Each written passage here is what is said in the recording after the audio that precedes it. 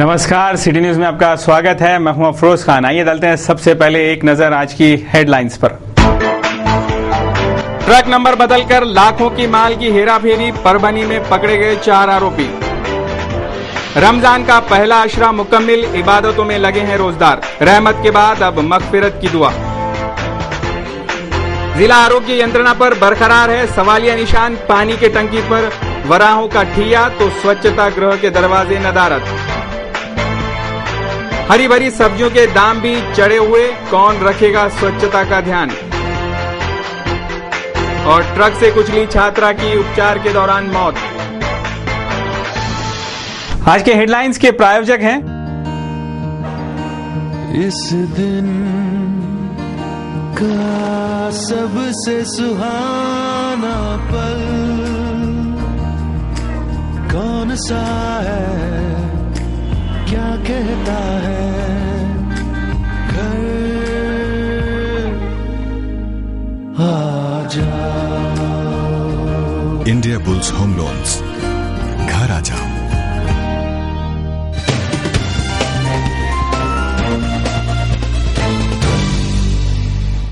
City news में फिर से आपका स्वागत है। अब देखते हैं संपूर्ण समाचार विस्तार से। अगली खबर है साईनगर स्थित साई मंदिर में गांव तितर श्री साई चरित्र पारायण अभियान अंतर्गत शिरडी के कथाकारों द्वारा साई चरित्र पठन पारायण का गुरुवार के दिन शुभारंभ किया गया। स्थानीय साईनगर स्थित साई मंदिर में गांव तेते श्री साई चरित्र पारायण अभियान अंतर्गत साई निर्माण ग्रुप शिरडी व साई संदेश प्रतिष्ठान रूई के प्रयत्नों से श्री साई सचरित्र पारायण समारोह का शुभारंभ गुरुवार की सुबह से हो गया। कार्यक्रम में हरिभक्त पारायण बोराडे महाराज शिरडी, ऐसे ही विकास महाराज गायकवाड़ शिरडी के हाथों विधिवत पूजन किया गया। इस महापाठ पूजन में सिटी चैनल के मुख्य प्रबंध संपादक चंदू सोजतिया, सौ लता सोजतिया, ट्रस्ट के उपाध्यक्ष अशोक जी राठी आदि ने कार्यक्रम का शुभारंभ किया। इस महापठन में 77 भक्तों द्वारा पठन किया जा रहा है तथा यह पठन 7 दिनों तक सतत शुरू रहेगा। इस सप्ताह का 18 अगस्त के दिन समापन समारोह के साथ भव्य भंडारे का आयोजन भी किया गया है। पठन करने वाले भक्तों को प्रसाद के रूप में साई चरित्र नाम ग्रंथ साई ट्रस्ट शिरडी द्वारा प्रदान किए जाएंगे। इस कार्यक्रम के दौरान ट्रस्ट उपाध्यक्ष अशोक राठी ने उक्त विषय पर विस्तृत जानकारी दी। 3 वर्षापासून आम्ही सुरू केलं। शिर्डीला सुरू होतो पारायण चालत होतं ते पाहून आम्ही इथे सुरू केलं। आतापर्यंत इथलेच महाराज वाचत होते। आता शिर्डीवाल्यांनी एक स्कीम लॉन्च केली होती अशी, ते गाव तेथे पारायण। ते काय करतात तर तिथून महाराज पाठवतात आणि ग्रंथ सुद्धा पाठवतात। जितके लोक पारायणामध्ये बसतात त्यांना ते ग्रंथ सेपरेट म्हणून देऊन देतात आणि बॅनर वगैरे सर्व तेच करतात तिथून आणि ते सुद्धा महाराज पाठवतात। त्या स्कीममध्ये आपण त्यांना रजिस्ट्रेशन केलं आणि त्यांनी आपल्याला ही डेट दिली। डेट दिल्यानंतर ते आता महाराज काल शिर्डीवरून आले आणि ते आजपासून पारायणाची सुरुवात झाली। 7 दिवस पारायण झालेले, पुढच्या गुरुवारी समाप्ती यायची आणि समाप्ती झाल्यानंतर प्रसाद उत्सवांना। तर हा असा दरवर्षी राबवण्यात येईल कार्यक्रम आणि जितके जास्त लोक येतील तितके सुद्धा आम्हाला तर यावर्षी अशी अपेक्षा होती की 200 होईल म्हणून, परंतु 200 नाही झाले, 77 लोग झालेले हैं। हमारे संवाददाता सुदेश चौहान की रिपोर्ट। अगली खबर है वरिष्ठ पत्रकार मनोज देशमुख का गुरुवार सुबह देहांत हो गया। उन्हें किडनी की बीमारी थी। उपचार के दौरान साईनगर स्थित उनके निवास स्थान पर स्वर्गवास हो गया। सिटी चैनल परिवार की ओर से भी मनोज देशमुख को बहुत बहुत श्रद्धांजलि।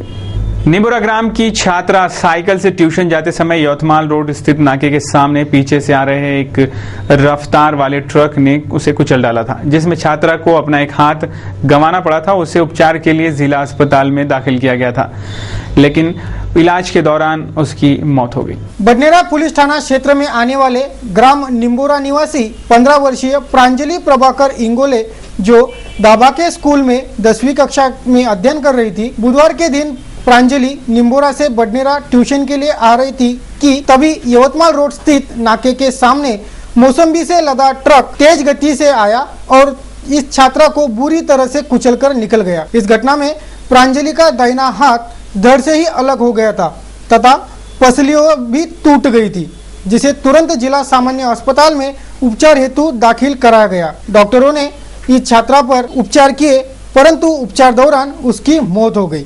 बडनेरा पुलिस इस घटना की तफ्तीश कर रही है। हमारे संवाददाता सुदेश चौहान की रिपोर्ट। अगली खबर है, मसाले की बिक्री के लिए सैंपल पास करवाने 5,000 रुपयों की रिश्वत मांगने वाले खाद्यान्न निरीक्षक को पुलिस ने धर दबोचा। इस रिश्वतखोर का नाम भीमराव रेखा सिंह राठौड़ बताया जा रहा है। अकोला आपूर्ति विभाग में कार्यरत खाद्यान्न निरीक्षक BR राठौड़ को बुधवार की रोज एक गृह उद्योग व किराना दुकानदार से 5,000 रुपए की रिश्वत लेते गिरफ्तार किया गया। जानकारी के मुताबिक खाद्यान्न निरीक्षक भीमराव रेखा सिंह राठौड़ ने अमरावती के साईनगर निवासी मनीष सुरेश तेली के वाशिम तहसील के धनज में स्थापित जलाराम गृह उद्योग में निर्मित मसाले की बिक्री और श्रीरामनाथ किराना दुकान के लिए सैंपल पासिंग के लिए 5,000 रुपए की मांग की थी। मनीष तेली ने इसकी शिकायत एंटी करप्शन ब्यूरो अमरावती के पुलिस अधीक्षक अरविंद साल्वे से कर साल्वे के मार्गदर्शन में PY मेश्राम ने पूर्व नियोजित ढंग से राठौड़ को 5,000 रुपए लेते हुए रंगे हाथ गिरफ्तार कर लिया। इस कार्रवाई में हेड कांस्टेबल रेवड़कर, देशमुख, कोकाटे, गावंडे, मांडवेकर, वानखड़े आदि ने हिस्सा लिया था।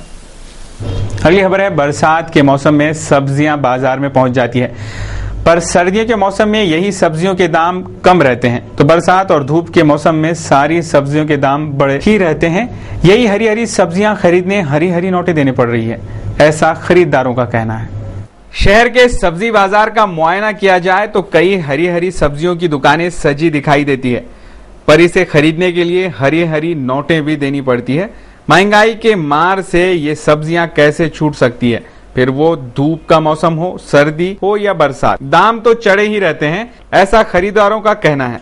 फिलहाल बाजार भाव पर नजर डालें तो गाजर 20 रुपये किलो है, जबकि बीट 20 रुपये किलो बिका। शिमला मिर्च 20 रुपये किलो है, जबकि कवला 8 रुपये किलो, पालक 8 रुपये किलो और मेथी 40 रुपये किलो। अंबाड़े की भाजी 3 रुपये किलो है तो आलू 10 रुपये किलो, प्याज 10 रुपये, अदरक 40 रुपये, लहसुन 50 रुपये, पत्ता गोभी 14 रुपये किलो और बैंगन 16 रुपये, ककड़ी 5 रुपये, गवार की फली 15 रुपये, बरबटी की फली 15 रुपये, टमाटर 20 रुपये, भेंडी 20 रुपये, करेला 25 रुपये, तुरई 20 रुपये प्रति किलो के दाम से खरीदी करना पड़ रहा है। तो मूला 2 रुपये नग बिक रहा है। ऐसी जानकारी शहर के व्यापारियों ने सिटी चैनल को दी। 6 महीने से सब्जियों के रेट बढ़े हुए हैं क्योंकि माल की आवक एकदम कम है और ग्राहकों की आमदनी ज़्यादा है, मतलब डिमांड ज़्यादा है, माल की आवक कम है। ये वजह से क्या है कि सब्जियां कम आ रही है और भाव बढ़े हुए हैं। उसके अलावा फिर अपने शहर में क्या है, व्यापार भी ज़्यादा हो गया ना। शहर का इतवारा बाजार ये पूरे महानगर का प्रमुख सब्जी बाजार है और ये दाम इसी मार्केट से लिए गए हैं। मुख्य बाजार होने के बावजूद भी यहाँ की स्वच्छता का ध्यान ठीक से नहीं रखा जाता, ऐसी शिकायत भी कई लोग कर रहे हैं। पूरा कचरे के तरीके, हम भी कचरे के तरीके माल बेचते रहते हैं और कचरे की जैसे हालत हमारी भी हो रही है। हमारी भी हालत कचरे के जैसे हो रही है। साफ सफाई सिर्फ हफ्ते में उनको और हर महीने एक ऐसी आशा मिलती रहती है कि भाई बनेगा करके, अभी तक कुछ बना नहीं है और इस पे कुछ महानगर पालिका ध्यान नहीं दे रही है। यहाँ पर ऐसा है कि हमको जो तकलीफ हो रही ना, वो तकलीफ हमें सह रहे हैं। ये कचरे की वजह से यहाँ का व्यापार बहुत खराब हो चुका है। ये चिल्लर वाले बेचारे और यहाँ अच्छे कपड़े भी हमारे मतलब मट्टी में भर जा रहे हैं, कीचड़ में भर रहे हैं, इसकी वजह से हमारा व्यापार पानी नहीं कर सक रहे हम। इतना मुख्य बाजार और यहाँ गंदगी का आलम, यानी यही गंदगी और उस पर मंडराने वाले कीटक सब्जियों के साथ घर घर पहुंचकर शहर वासियों के स्वास्थ्य पर खतरे की घंटी बजा रहे हैं। इस ओर मनपा, आरोग्य विभाग आदियों ने ध्यान देना चाहिए, ऐसी मांग भी नागरिक कर रहे हैं। हमारे संवाददाता प्रदीप इंगोली की ये रिपोर्ट। जिला आरोग्य यंत्रणा कितना भी ढोल पीट ले, कई अभियान चला ले या और भी कुछ कर ले, आरोग्य यंत्रणा पर जो सवालिया निशान लगा है वो आज भी बरकरार है।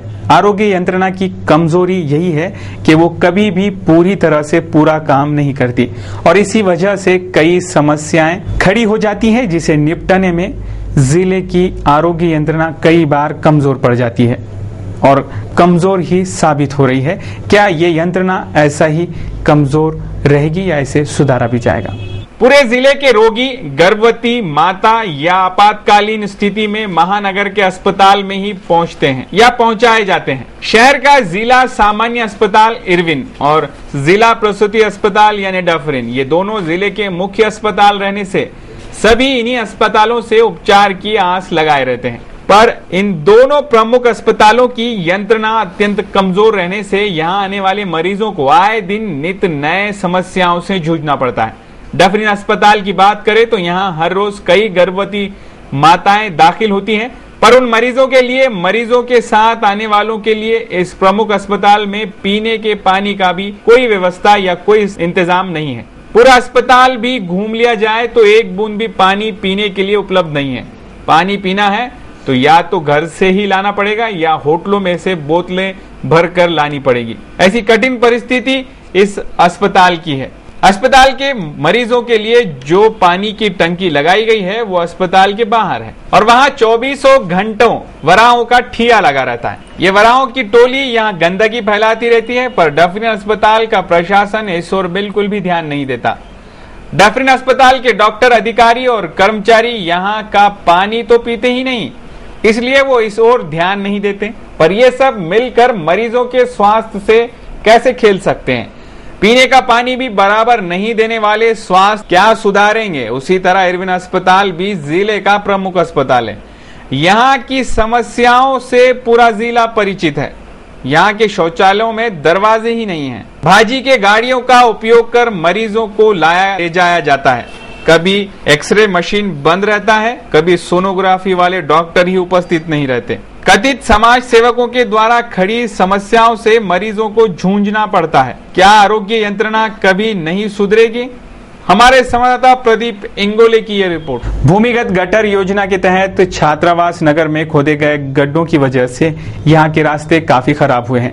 ये रास्ते तुरंत ठीक कराए जाए, ऐसी मांग भ्रष्टाचार विरोधी मंच की ओर से मनपा आयुक्त को सौंपे निवेदन में की गई। फिलहाल शहर में भूमिगत गटर योजना का कार्य जारी है, जिससे शहर के कई रास्ते खोदे हुए दिखाई देते हैं।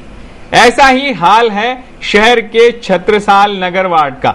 यहाँ के रास्ते खराब हो जाने से वार्ड वासियों को आवागमन में खासी परेशानी उठानी पड़ती है, जिसकी शिकायत कई बार किए जाने पर भी कार्रवाई नहीं होती।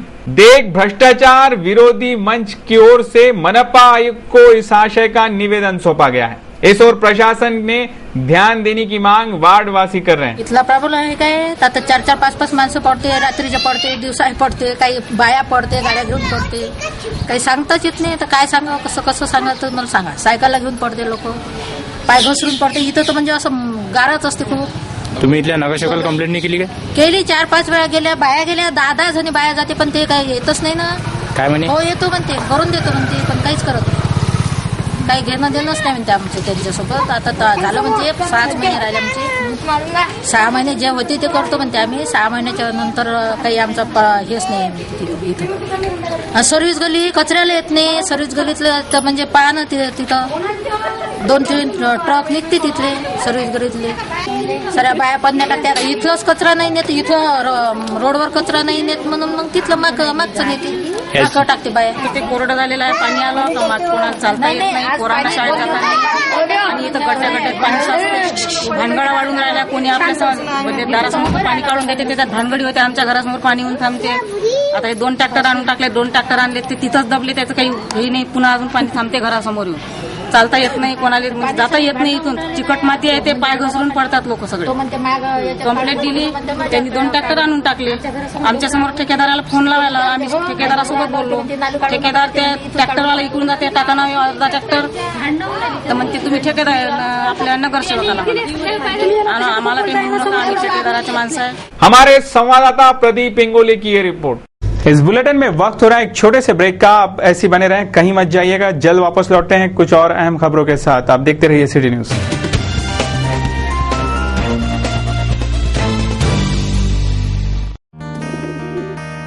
दिवसाचा हा सर्वात सुखाचा क्षण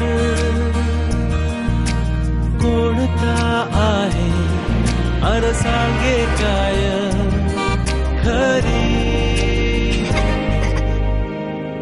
यारा। इंडिया बुल्स होम लोन्स, घरी आना।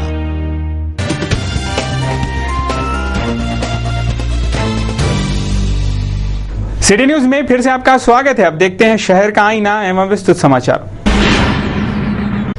हमारी संसद का काम सुचारू रूप से चलाने के लिए हर रोज 8 करोड़ रुपयों का खर्च आता है। राज्यसभा का कामकाज बराबर नहीं चला तो ये करोड़ रुपये पानी में ही जाते हैं और जा रहे हैं, क्योंकि संसद का सभागृह का काम तो हंगामे के चलते चल ही नहीं रहा, जिससे संसद का समय और पैसा दोनों बर्बाद हो रहे हैं। जनता के चुने जनप्रतिनिधियों को जनता और देश की कितनी फिक्र है ये देखना है तो संसद का कामकाज देखना पड़ेगा।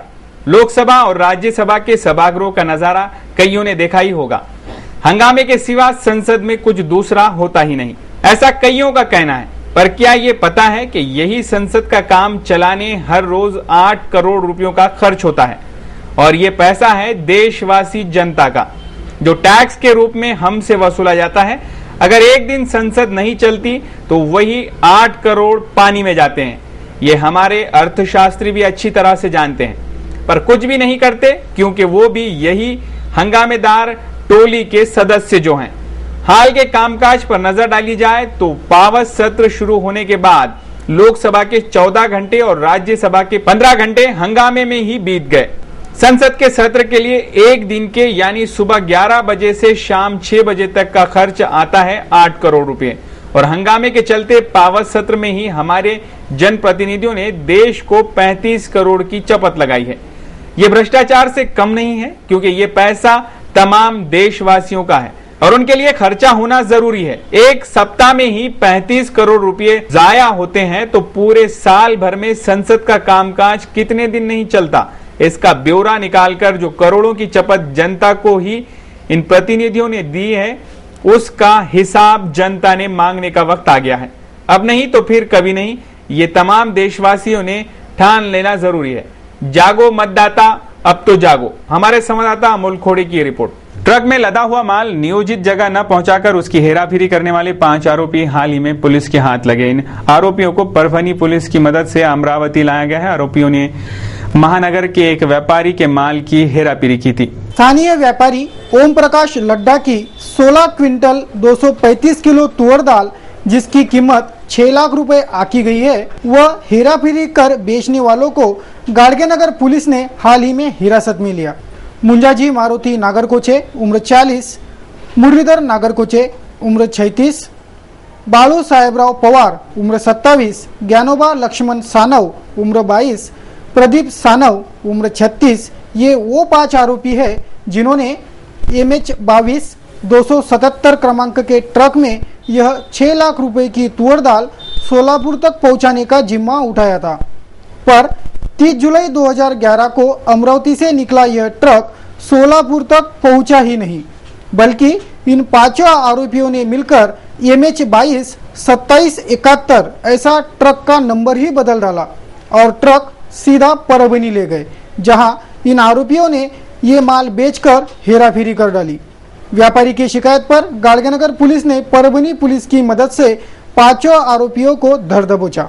आरोपियों से अधिक जानकारी हेतु 14 अगस्त तक रिमांड में रखने के आदेश न्यायालय से प्राप्त होने की जानकारी भी पुलिस सूत्रों ने दी है। हमारे संवाददाता सुदेश चौहान की रिपोर्ट। माना समाज के उच्च न्यायालय के निर्णय अनुसार जाति वैधता प्रमाण पत्र उपलब्ध करवाएं, ऐसी मांग माना अधीन जमात विभागीय समन्वय समिति ने की है। सर्वोच्च न्यायालय के निर्णय अनुसार माना समाज के नागरिकों को जाति वैधता प्रमाण पत्र उपलब्ध करवाए, ऐसी मांग माना आदिम जमात विभागीय समन्वय समिति ने अनुसूचित जमाती जात पड़तालनी समिति को सौंपे निवेदन में की है। इस मांग के लिए स्थानीय इरविन चौक पर धरना आंदोलन भी किया जा रहा है। जाति वैधता प्रमाण पत्र की मांग पूरी ना हुई तो माना समाज बांधव आत्मदहन का रास्ता अपनाएंगे, ऐसा इशारा भी दिया गया है। या अधिकाऱ्यांना आता जरी मला म्हटलं तू माझ्या दोस्ता रॉकेलची बॉटल तुझ्या अंगावर टाक, अबे माझ्या कशाला टाकू, तुझ्या टाकतो आणि माचीची कडी स्वतः लावून देतो, गेलं तरी चालतंय। माझ्या पाच बोलणे माझ्या समाज बांधव माझ्या सोबत आहे, त्याचा मला पूर्ण खात्री आहे। आणि जोपर्यंत का हा धडा आपण या लोकांना शिकवणार नाही ना, तर हे आपल्या हातात बांगड्या भरल्याशिवाय राहणार नाही। आणि तुम्हाला बांगड्या घालायच्या असेल तर मी सप्रेम भेट सगळ्यांना पाठवू, बांगड्या घालायच्या नसेल तर याच्यानंतर जो काही आमची कमिटी निर्णय घेईल तो आम्हाला मान्य आहे, आम्ही उपाशी राहू, काही करू, पण आम्ही आमचा हक्क गेल्याशिवाय राहणार नाही अशी घोषणा करा। हे आम्हाला मिळालंच पाहिजे। हमारे संवाददाता भूषण जाधव की रिपोर्ट। राज्य परिवहन नियोजित गृह निर्माण संस्था के प्रवर्तक सुरेश काले ये संस्था के नाम पर अपहार कर रहे हैं, इसीलिए उन पर कार्रवाई की जाए, ऐसी मांग चंद्रकांत मधुकर भुयार ने की है। राज्य परिवहन मध्ये श्री सुरेश एकनाथ काळे हा एक लिपिक म्हणून काम करीत होता। त्याला आम्ही गृहनिर्माण सोसायटीकरता मुख्य प्रवर्तक म्हणून नेमले होते। त्याप्रमाणे त्यांनी जागा विकत घेतली, त्याचे प्लॉट पाडले, पण काही सभासदांना आम्हाला त्यांनी प्लॉट खरेदी करून दिली नाही आणि आमचे प्लॉट दुसऱ्या गैरसभासदाला दिले। त्यामुळे त्याबाबत आम्ही नांदगाव पेठ पोलीस स्टेशनला रिपोर्ट तक्रार सादर केली असता त्याच्यावर 420 आणि 506 कलम लावण्यात आली, परंतु त्याला आताही 2 महिने झाले असता त्याला आतापर्यंतही अटक झालेली नाही, तरी त्याच्यावर कारवाई होण्यात यावी असं आमचं म्हणणं आहे। अमरावती शहर के रास्ते देखें तो लगता है कि ये गढ़ों में से गुजरता हुआ रास्ता है या रास्ते में पड़े गड्ढे। कुछ नए नवेले रास्तों की भी यही हाल रहने से ये नगरी कहीं रास्ते गड्ढा नगरी न बन जाए, ऐसे आसार नजर आ रहे हैं। अंबा नगरी के रास्ते अब टूटे हुए शीशे की टुकड़ों की तरह ही लगने लगे हैं। कोई मार्ग ऐसा बचा नहीं है कि जिस मार्ग पर खड्डे ना हो। पुराने खड्डों की जगह नित नए खड्डे बनते ही जा रहे हैं, जिससे सारी सड़कें टुकड़ों में ही नजर आती है। अभी नए बनाए गए यानी मरम्मत किए हुए सड़कों का भी यही हाल है। कई सड़कें ऐसी है जिन्हें हाल ही में ठीक कराया गया है, पर कौन सी सड़क ठीक हुई है यह रास्ता सुधारने वाले भी नहीं बता सकते, क्योंकि कमजोर और खराब साहित्यों का प्रयोग कर बनी सड़कें कुछ महीनों बाद नहीं तो कुछ दिनों बाद ही उखड़ गई है। स्थानीय मालवीय चौक, वालकट कंपाउंड, समर्थ हाई स्कूल रोड, राजापेट ऐसे मार्ग देखे जाए तो कहने को तो इन रास्तों की मरम्मत हुई है, पर मरम्मत के नाम पर क्या हुआ है ये मरम्मत करने वाले ही जाने, क्योंकि देखने में तो सड़कों पर केवल खड्डे ही खड्डे दिखाई पड़ते हैं। मरम्मत हुई तो होंगी, पर वह रास्तों की नहीं बल्कि प्रशासन और ठेकेदारों के जेबों की। तभी तो रास्तों के ये हाल है कि बयां भी नहीं कर सकते। Bureau report, city news. Ramzan का मुबारक महीना शुरू है। रमजान का पहला आशरा यानी 1 से 10 रोजे मुकम्मल हो चुके हैं और पहला आशरा था रहमत का, दूसरा आशरा है मगफिरत का। रोजदार लगे हैं इबादत में, अल्लाह को मनवाने में, और क्योंकि इस महीने में एक नेकी का बदला है 70 नेकियां। रमजान के मुबारक महीने के 10 रोजे कंप्लीट हो चुके हैं। रमजान का पहला आशरा यानी मुकम्मल हो चुका है। ये पहला आशरा रमजान का रहमत का है और रहमत का आशरा मुकम्मल होने के बाद अब दूसरा आशरा यानी 11वें रोजे से 20 रोजे तक दूसरा आशरा कहलाया जाता है। इसमें मगफिरत की दुआ मांगी जाती है। पहले आशरा रहमत का आशरा कहलाया जाता है, जो आशरे में लोगों ने खूब जमकर इबादत की, अल्लाह से रहमत की दुआ मांगी। अब दूसरा आशरा यानी मगफिरत का आशरा है। इस मगफिरत के आशरे में हर कोई चाहता है कि अल्लाह उसकी मगफिरत कर दे। लोग अपनी मगफिरत कराने मस्जिदों में इबादतों में मशगूल हैं। तो रमजान के पहले अशरे के बाद 11वें रोजे से अब बाजार में खरीदारों की भी भीड़ लगना शुरू हो गई है, तो दुकानें भी सजने लगी हैं। तो आपने देखे अब तक ये समाचार, एक बार फिर से नजर डालते हैं कुछ खास खबरों पर। बुधवार को स्थानीय गांधी चौक पर खड़ी एक बोलेरो कार ने अच्छी खासी दहशत फैला दी थी। इस संदिग्ध अवस्था में खड़ी कार की तफ्तीश पूरी हो चुकी है और ये कार मुंबई के उद्योजक मनीष तिवारी की होने की आधिकारिक जानकारी पुलिस सूत्रों ने दी। साथ में यह भी बताया गया कि इस वाहन के सारे कागजात मौजूद हैं, जिससे ये तय हुआ कि कुछ भी गड़बड़ घोटाला नहीं है। ये कार संदिग्ध अवस्था में इस परिसर में पाए जाने से खासी हड़बड़ी मची थी। हमारे संवाददाता भूषण जाधव की ये रिपोर्ट। दिल्ली के जाने माने कार्टूनिस्ट श्री श्याम जगोता जो मशहूर कार्टूनिस्ट हैं, उन्होंने सिटी न्यूज के कार्टून कोना के लिए आज का ये कार्टून भेजा है। शीला दीक्षित, दिल्ली की मुख्यमंत्री शीला दीक्षित फिर से घेरे जा रही है विपक्ष द्वारा। कॉमनवेल्थ गेम्स पर एक आम आदमी सिर्फ और सिर्फ इन सारे घोटालों को देखता रहा कि सरकार इतनी बड़ी बड़ी घोटालों को अंजाम दे सकती है, ये आम आदमी के सोच के बाहर है। और सरकार फिर भी अपना पक्ष हमेशा बचाव के साथ रखती आई है, क्योंकि भैया ये सब गेम है, don't square, this is just a game, और वो भी कॉमनवेल्थ गेम। यही दर्शाता है आज का ये कार्टून कोना।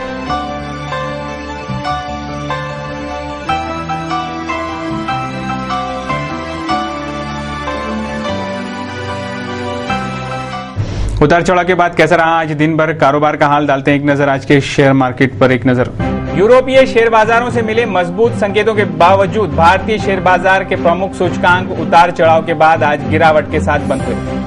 बीएसई सेंसेक्स 71 अंक यानी 0.42% की कमजोरी के साथ 17,059 पर रहा, जबकि निफ्टी 23 अंक यानी 0.44% की गिरावट के साथ 5,138 पर बंद हुआ। एनएसई के मंझोले सूचकांक सीएनएक्स मिड कैप में 0.29% की कमजोरी रही, जबकि बीएसई मिड कैप सूचकांक में 0.16% और बीएसई स्मॉल कैप में 0.19% की गिरावट रही। आज के कारोबार में बैंकिंग और टीईसी के क्षेत्र में सबसे ज्यादा बिकवाली का रुख रहा। एशियाई शेयर बाजारों से मिल रहे कमजोर संकेतों के बीच भारतीय शेयर बाजार के प्रमुख सूचकांकों की शुरुआत गिरावट के साथ हुई। हालांकि कारोबार के शुरुआती मिनटों में बाजार संभलकर हरे निशान पर चला गया था, लेकिन बाजार कारोबार के पहले घंटे में फिर से लाल निशान पर चला गया। कारोबार के दूसरे घंटे में सेंसेक्स 17,013 और निफ्टी 5,121 तक नीचे फिसल गए। हालांकि कारोबार के तीसरे घंटे में बाजार की गिरावट में कमी आई। खाने पीने की चीजों की महंगाई दर, फूड इन्फ्लेशन बढ़ने की खबर के बीच बाजार संभल कर हरे निशान पर चला गया। क्षेत्रों के लिहाज से आज बैंकिंग सूचकांक में सबसे ज्यादा 1.04% की गिरावट रही और जब बाजार बंद हुआ तो दोनों प्रमुख सूचकांक गिरावट के साथ ही बंद हुए। दिन भर कैसा रहा आज मौसम का हाल, डालते हैं एक नजर मौसम की रिपोर्ट पर। गुरुवार को शहर का अधिकतम तापमान 32 डिग्री सेल्सियस रहा, जबकि न्यूनतम तापमान 25 डिग्री सेल्सियस रहा। शहर का आसमान बादलों से घिरा रहा। शहर की ह्यूमिडिटी का परसेंटेज 63 आंका गया, जबकि ड्यू पॉइंट रहा 23। शुक्रवार को भी शहर का मौसम इसी तरह रहने की आशंका मौसम विभाग बता रहा है, जबकि शहर का अधिकतम तापमान 32 डिग्री सेल्सियस रहेगा और न्यूनतम तापमान 25 डिग्री सेल्सियस। लेकिन शहर की ह्यूमिडिटी में कुछ % की बढ़त हो सकती है, यानी शहर की उमस बढ़ सकती है। तो ये थे अब तक के समाचार। एक बार फिर से नजर दौड़ाते हैं आज की हेडलाइंस पर। ट्रक नंबर बदलकर लाखों की माल की हेराफेरी, परभनी में पकड़े गए 4 आरोपी। रमजान का पहला अशरा मुकम्मिल, इबादतों में लगे हैं रोजदार। रहमत के बाद अब मगफिरत की दुआ। जिला आरोग्य यंत्रणा पर बरकरार है सवालिया निशान। पानी के टंकी पर वराहों का ठिया तो स्वच्छता गृह के दरवाजे नदारत। हरी भरी सब्जियों के दाम भी चढ़े हुए, कौन रखेगा स्वच्छता का ध्यान। और ट्रक से कुचली छात्रा की उपचार के दौरान मौत। सिटी न्यूज के बारे में आप अपने सुझाव एवं विचार हमें भेज सकते हैं हमारे इस पते पर। हमारा पता है सिटी न्यूज कार्यालय, धनराज लाइन, सक्कर 7, अमरावती। हमारा फोन नंबर है 25638333। इस समाचार के माध्यम से हम आपको देते रहेंगे शहर की तरोताजा खबरें। सिर्फ देखते रहिए सिटी न्यूज चैनल, हर घंटे होती रहेंगी नए खबरों के साथ फिर मुलाकात। देश और दुनिया की खबरों को देखने के लिए आप लॉग ऑन कर सकते हैं www.citynews.net.in पर। सिटी न्यूज पर कार्यक्रमों का और समाचारों का सिलसिला जारी रहेगा। आप देखते रहिए सिटी न्यूज और मुझे दीजिए इजाजत।